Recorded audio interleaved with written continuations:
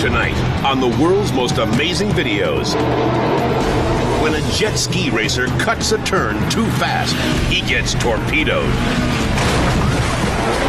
Heading to the water, please! Then, a frightened cat tries to climb out on a limb and plunges 80 feet to the ground. Plus, a sprint car driver speeds for the lead and cartwheels off the track.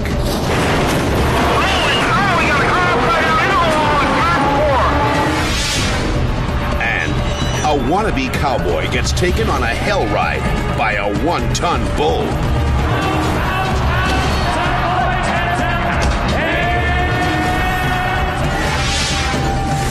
Later, an extreme skier disappears inside a killer avalanche.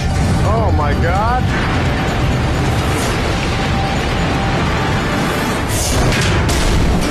These are the incredible true life stories of people who face their most desperate hour and live to tell about it.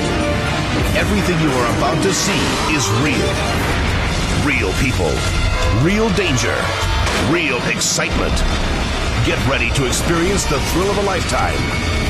You are about to witness the world's most amazing videos.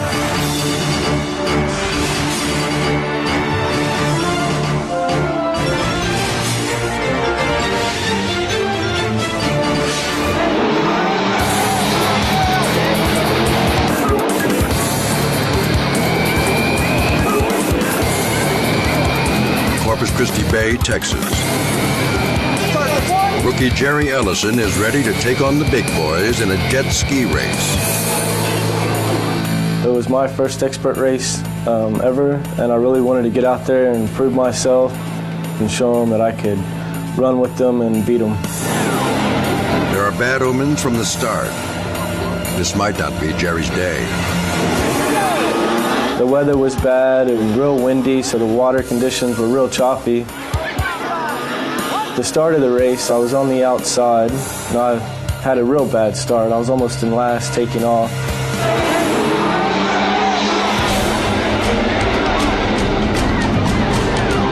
The race is a real dogfight.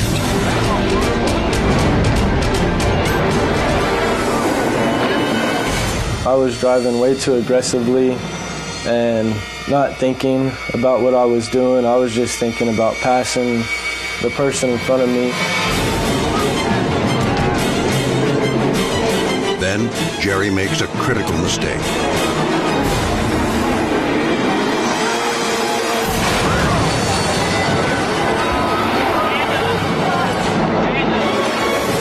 I held it wide open when I should have let off the gas just to try to pass somebody, and I got too close into a guy's jet wash and lost control of my jet ski and spun into a 180. And I was dead in the water just waiting for somebody to come and hit me.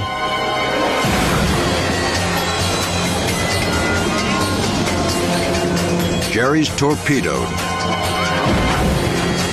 These jet skis are not as light as you think they are. Most of them weigh between 400 and 600 pounds. The guy who hit me is going about 45 miles an hour.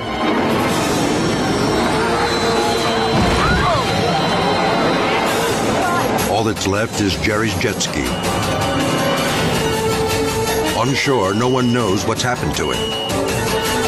We need medics to the water! Medics to the water, please! I was floating face down. 3 other riders came and turned me over to where I was head up, to where I could breathe. Fellow racers pulled Jerry to shore. And not a moment too soon. The doctors told me that if I had gotten to the hospital 2 or 3 minutes later, they probably would not have been able to save me because my internal bleeding was just so major. Jerry's lucky to be alive after a nightmare crash that nearly ended his racing dreams.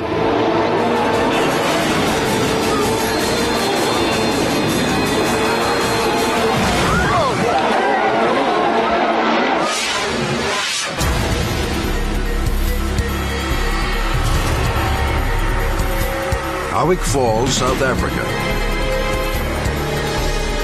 Base jumper Jeb Corliss prepares to leap off a 300-foot cliff. It's treacherous, with dangerous crosswinds, jagged rocks, and a waterfall that could sweep him to death. Jeb takes it all in and goes for it. His parachute deploys, and then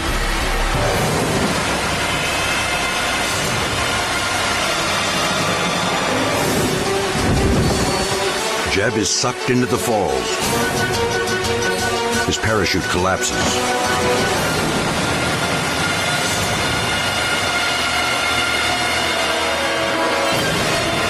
He disappears.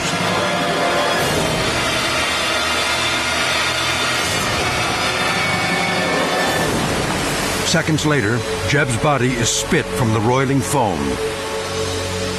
He's in critical shape, but alive. And I remember being in such excruciating, horrific pain and thinking, am I paralyzed? Jeb's broken body drifts toward shore. But now, there's a new danger. When I had hit the cliff, it had torn me open in the back. And I was bleeding. And that blood started attracting small animals that lived in the water. And all of a sudden, I felt them start taking bites. Tiny crabs prey on Jeb's torn flesh. The disastrous jump has left him defenseless. When I stepped off, my left shoulder dropped.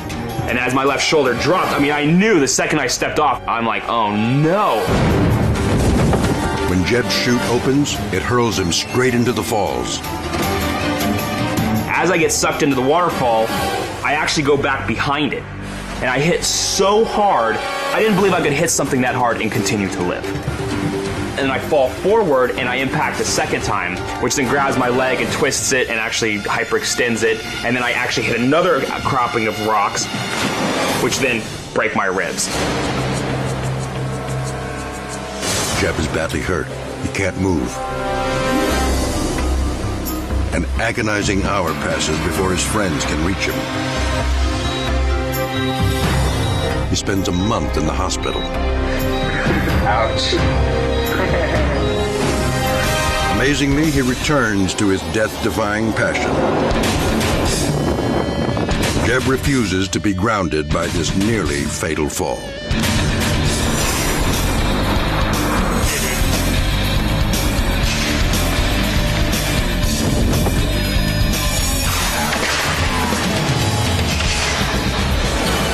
I don't think there is anything I did that, saved my life. I just got lucky.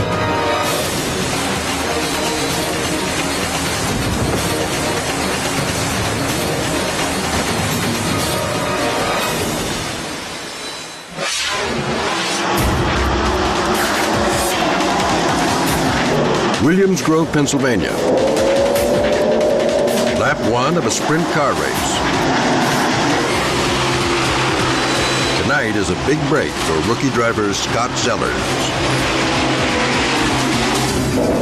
Our regular driver couldn't make it. He got tied up with work, and the car owner came to me and asked me if I would like to drive that night. This race could change his life or end it. Tiger Martin grabbing the lead, followed by the 17 of Ron Kramer. Well, double down to turn one. One car leaving the speedway.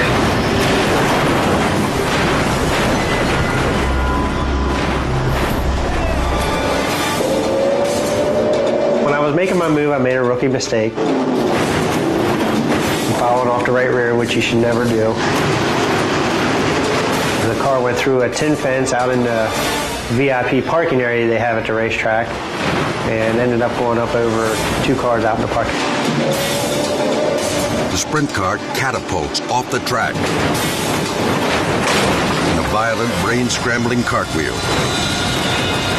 I counted the first 8 times it went over, and then after that, I didn't know whether I was right side up, upside down. You just kind of tuck your head, close your eyes, and hang on and wait for it to stop. But Scott's not the only one in danger.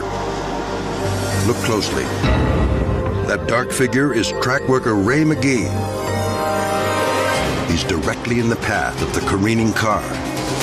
On his way over the rail, I was struck in the head. He continued on.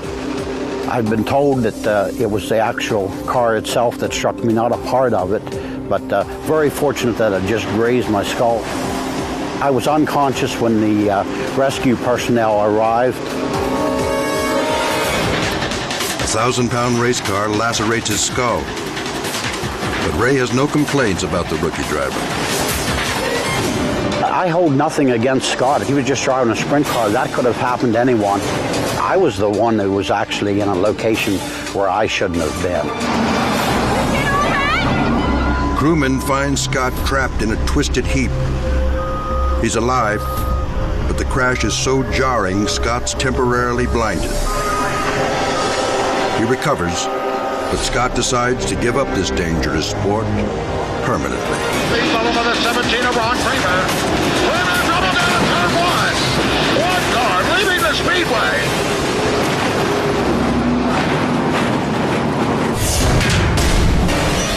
Coming up, a ferocious bull whips a rider in a violent frenzy of terror. And it's all fun and games at a biker rally until a daredevil stunt ends in disaster.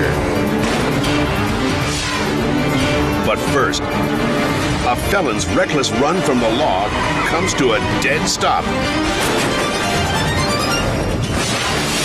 when the world's most amazing videos continues.